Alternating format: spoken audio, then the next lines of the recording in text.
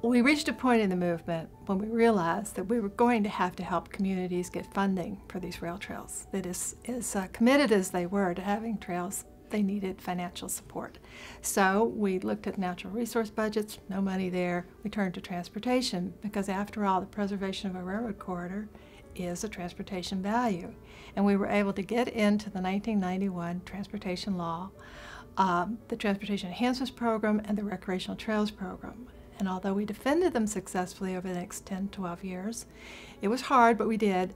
We hit a real critical moment in 2003 when Congressman Ernest Istook from Oklahoma, a member of the Appropriations Committee, at the last moment before Congress left on summer vacation, amended the appropriations bill, basically eliminating dedicated funding for walking and biking and trails in the transportation budget.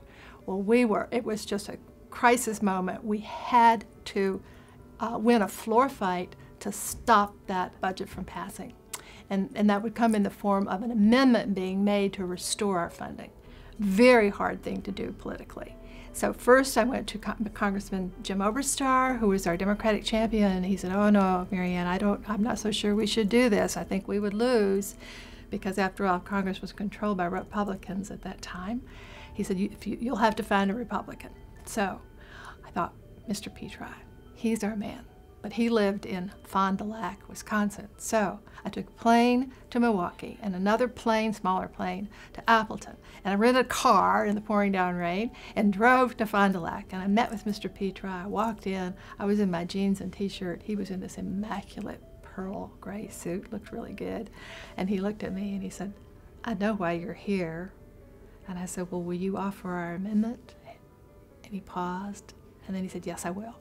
He said, "Now you tell Mr. Oberstar that if he can hold all the Democratic votes except 10 to 15, that I can cover that with enough Republican votes so that we can win on the House floor." So I jumped back in my car and I drove back to Appleton and I flew back to Milwaukee and I flew back to Washington, D.C. and I caught another plane to Tennessee because it was my mother's 88th birthday the next morning.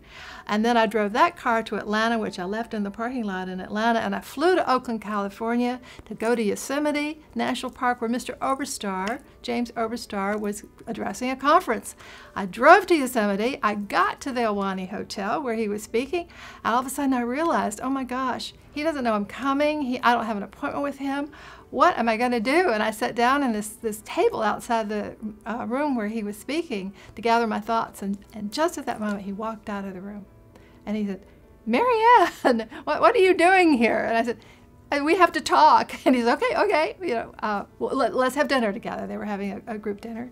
And we did. And I told him what Mr. Petri had said, at which point he got all huffy. And he said, "Well, what makes Mr. Petri, what makes Tim," that's what he called you, "what makes Tim think I'm going to lose any votes? I won't lose a single Democratic vote." Well, we'll just see. So the deal was on. And I got back in my car. After fumbling around with any number of keys, because by this time I had so many rental cars in so many different places, I had multiple keys, and this is what I called my rental car diplomacy. You know, internationally they were doing shuttle diplomacy, I was doing rental car diplomacy. But I flew back to Atlanta, I drove back to Tennessee, I visited with my parents just briefly, drove back to Washington, D.C., and we mounted our campaign with the grassroots for the rest of the recess. And when Congress came back that very first day, yes, they voted on our bill. When a bill comes to the House floor, amendments can be offered to it, and some of them are allowed and some are not allowed. Our amendment, which was to restore dedicated funding for walking and biking, was allowed, but that didn't mean it passed. There had to be a vote of all members, at least all members who were present, to determine whether it would pass or not. And when that voting started, the way they vote is that they press a little button, and if they're voting yes for our amendment, a little green light flashed up by their names. If they're voting no, a little red light flashed up. And at first, it was about even with green lights and red lights. And then Congressman Bill Young of Florida led 17 Floridians to vote our way, green lights, and then all of a sudden all those other lights started switching. So many of those little red lights switched and became green lights. And then in the end, we won the vote about 323 to 90. It was our win.